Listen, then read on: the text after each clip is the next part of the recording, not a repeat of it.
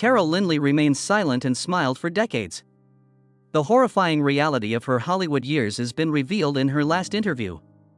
And that's normal for biology. Every time boys do something, I'm either frightened or repulsed. She had to leave the spotlight due to a dark secret, harsh sabotage from envious co-stars, and dangerous cinematic stunts that nearly killed her. The events on the set of Poseidon Adventure were only the start. You will never see her the same way after reading the true story. On February 13, 1942, Carol Lynley was born Carolyn Jones in Manhattan, New York City. She had a difficult childhood. Her mother, Frances, raised her after her parents divorced and put in a lot of effort to provide for them. Frances worked as a waiter for a while, earning barely enough to survive. However, when the modeling industry noticed Carol's inherent beauty, things began to shift. She began working as a child model at the age of 10. One of her first major clients was Sears and Roebuck.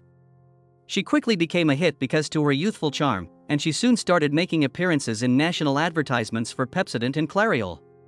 In particular, one advertising left a lasting impression. She became known as the Coca-Cola Girl, a moniker that followed her throughout her early professional life. Being a model was more than simply a job. It provided her family with financial security and unanticipated opportunities. Carol was studying the art of performing, while other children played outside in the afternoons. She studied dance, honed her camera skills, and gained a profound understanding of the entertainment industry. Her mother also noticed that she exuded a natural presence.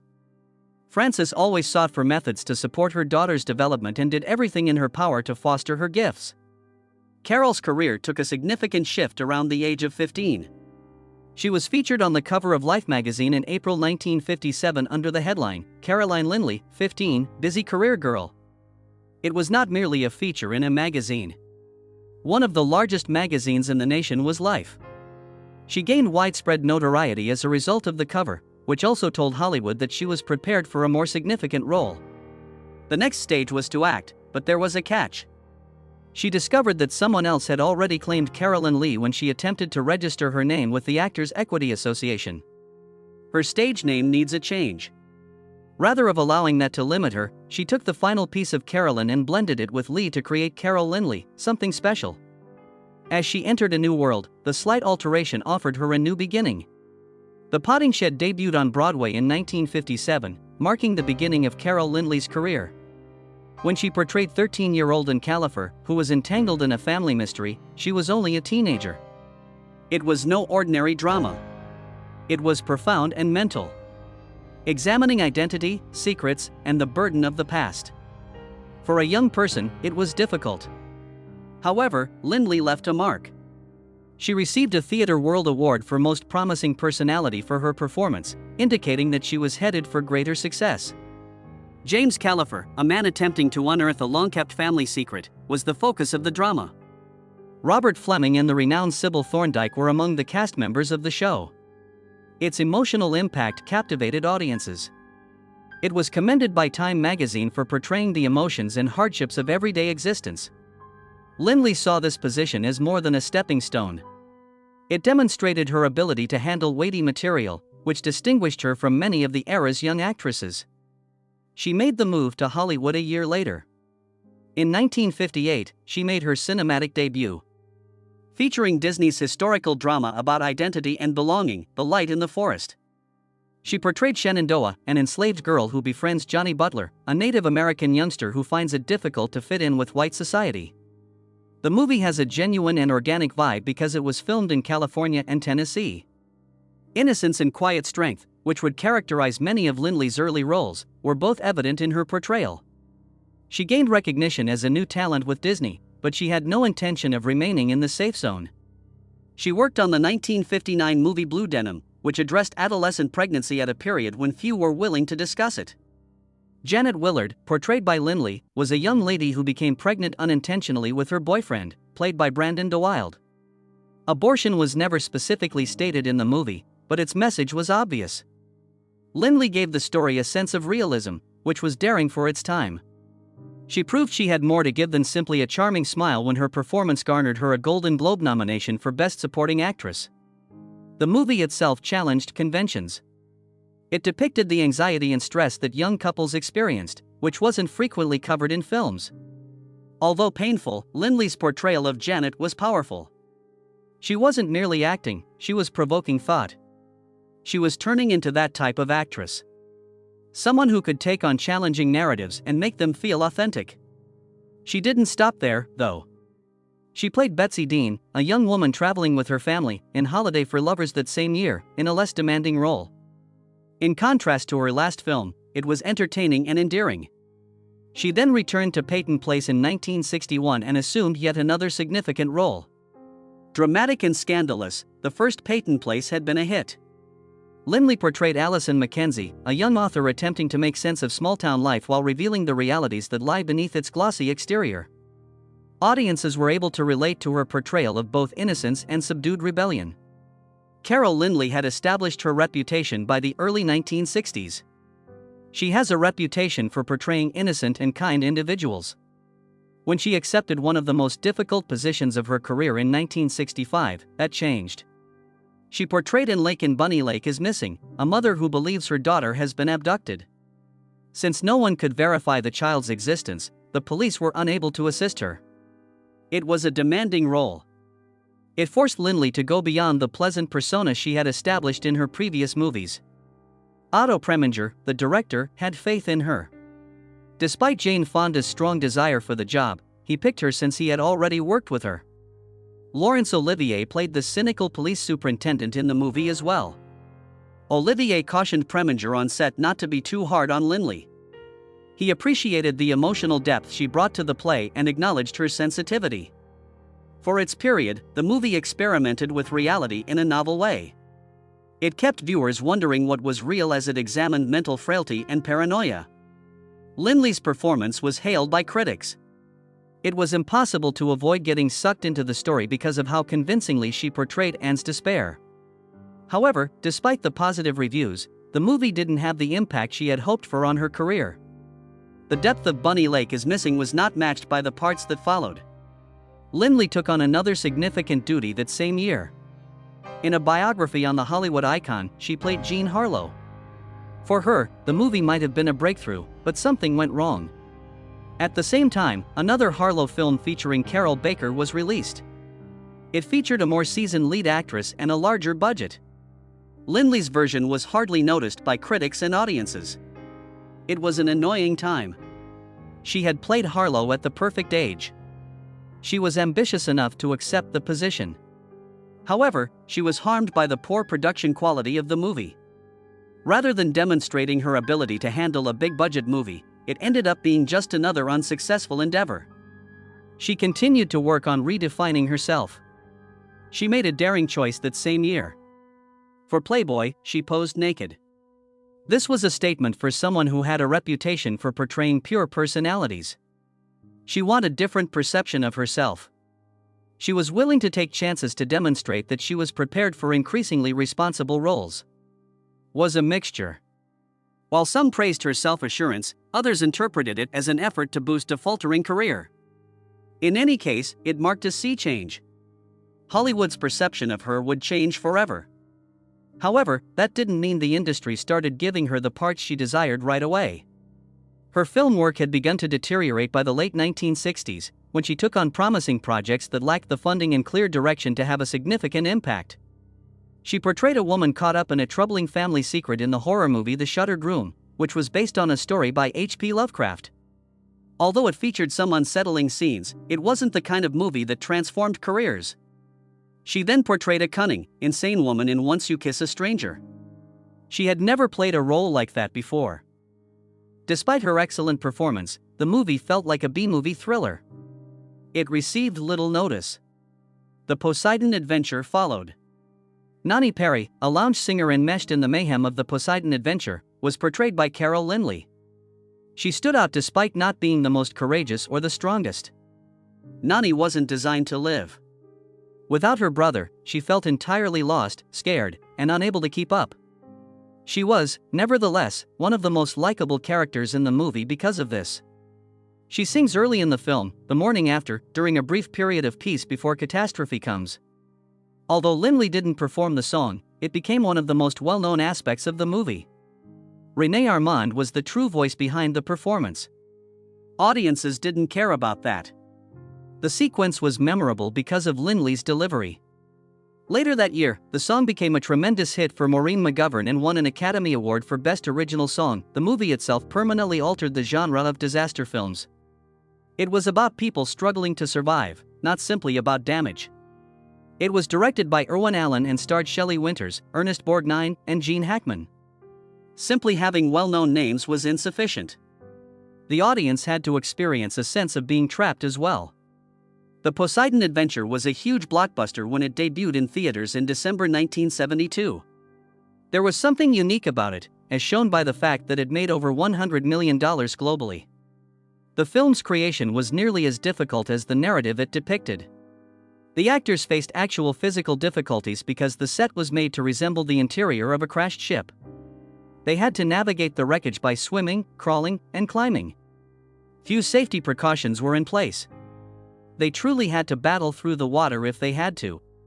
Their shoes were scorched by the tremendous heat from the stage lights that were set up on the floor. Like the rest of the cast, Carol Lynley was forced to endure it.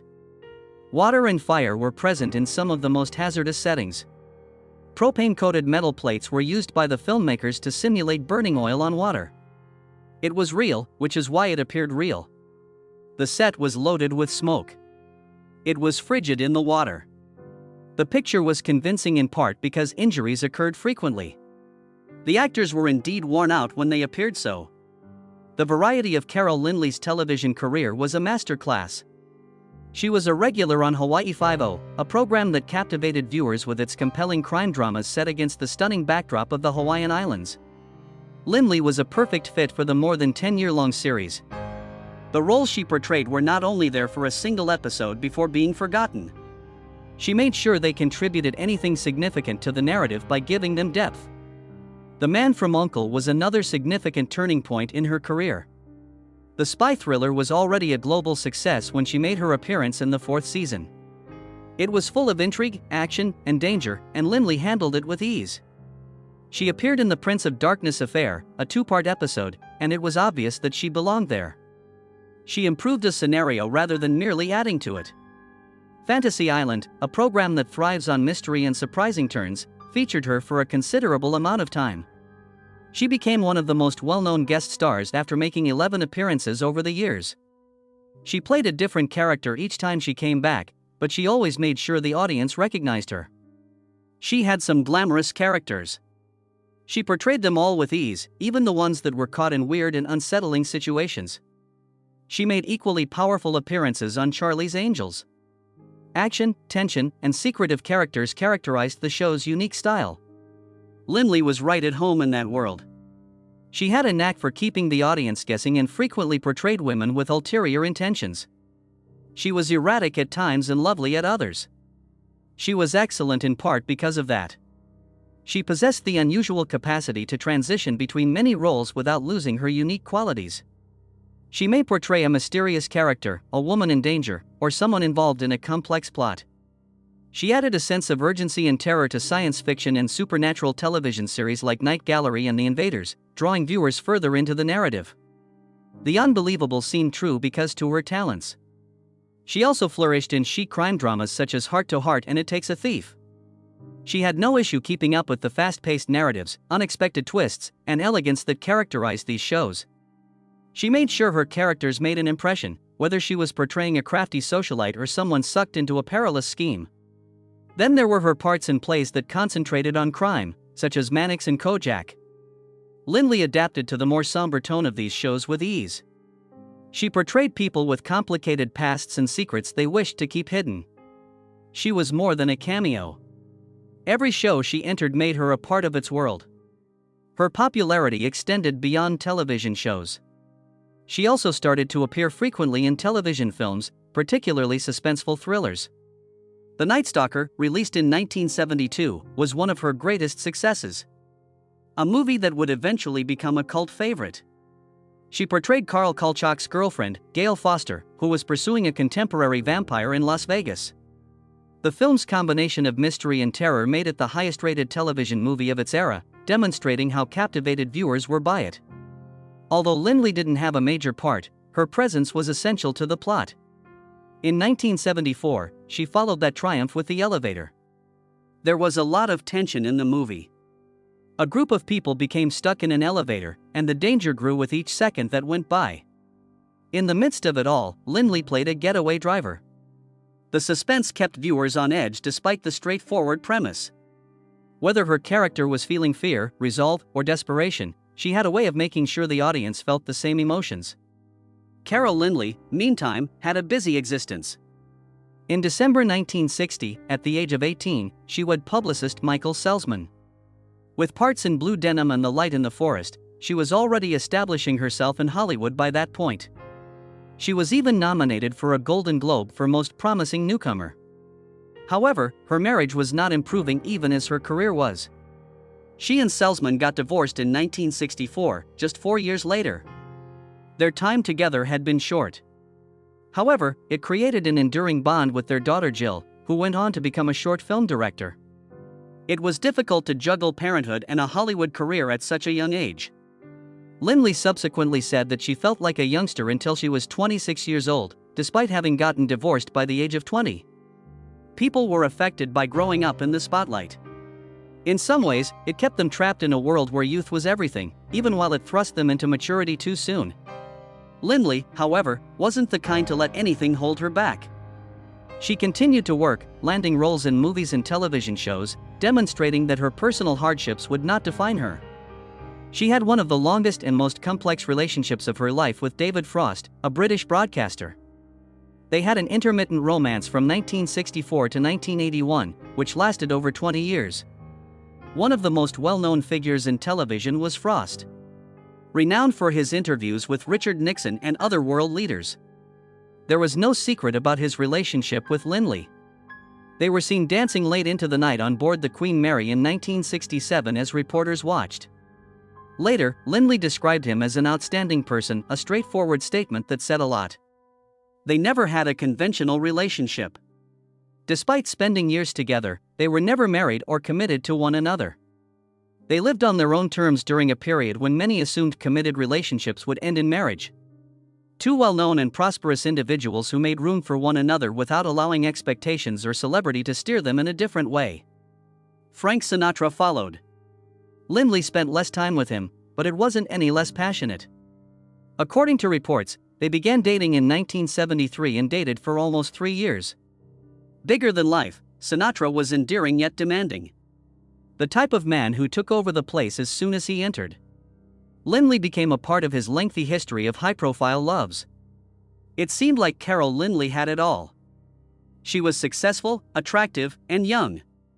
However, beneath the glitz, she was battling severe acne, which made her feel alienated. Clear skin was more than simply appearances for a teenage model. She wanted to maintain her profession. She underwent rigorous therapies for 2 years in an attempt to correct an uncontrollable situation. It was more than just agony. It was draining.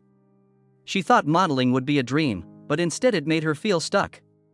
She once claimed to be trapped in a weird state between childhood and adulthood, cut off from the outside world. She was in front of cameras, hiding what she believed to be her flaws, while other children were attending school and socializing with their peers.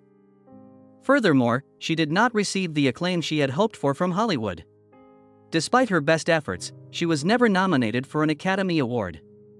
In an interview, she made a joke about it and compared herself to her multi-nominated co-star Shelley Winters. It was more than a joke, though. That was the moment she desired. She aspired to be recognized as more than just another attractive performer. She made an effort to leave the inventive roles. Her portrayal as Jean Harlow in Harlow in 1965 had the potential to change her life.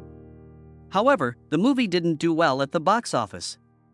And it turned into yet another setback rather than a new opportunity.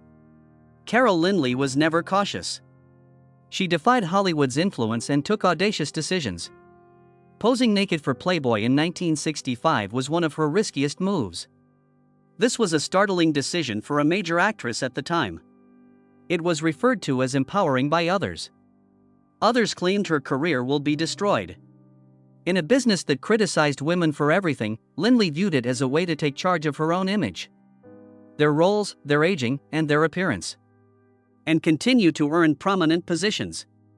They might be said to as daring for taking chances. Women were not afforded that luxury. The reaction to Lynley posing for Playboy was swift. She was viewed as controversial by the same industry that ignored much worse behavior from men, but she didn't let that deter her. She continued to work and had a multi-decade career. She overcame the Poseidon Adventure in 1972 with the same tenacity. Although the movie was tough to make, it became a huge blockbuster. Lynley and the rest of the cast were saturated with water for lengthy days. It was a dangerous set. There were no actual safety precautions for the first 2 weeks. Everything should feel authentic, according to the director.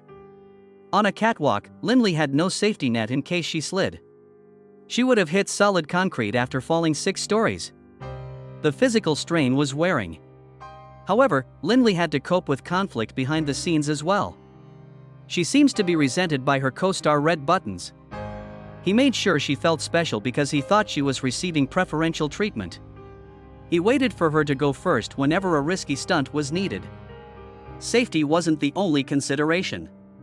It was an attempt to exert pressure on her, a challenge. Shelley Winters came next.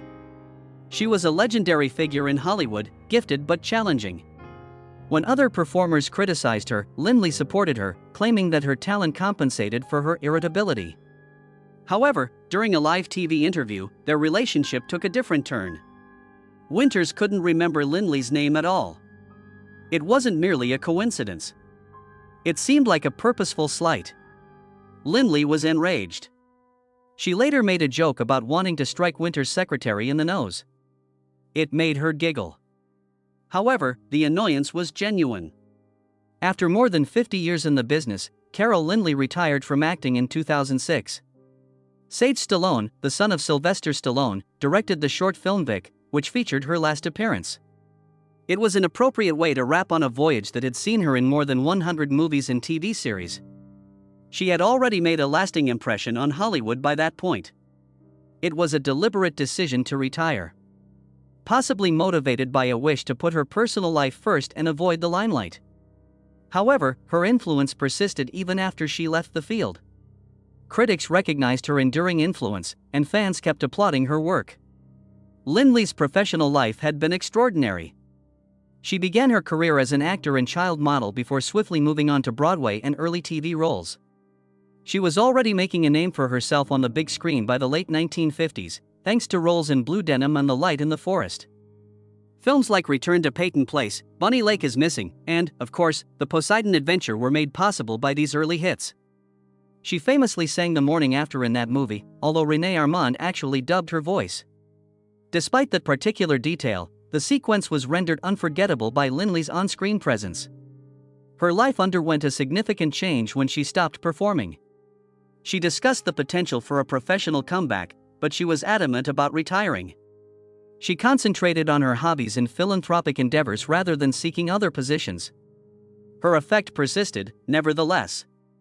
Her last performance in Vic served as a subdued yet impactful reminder of the talent and commitment that had characterized her career.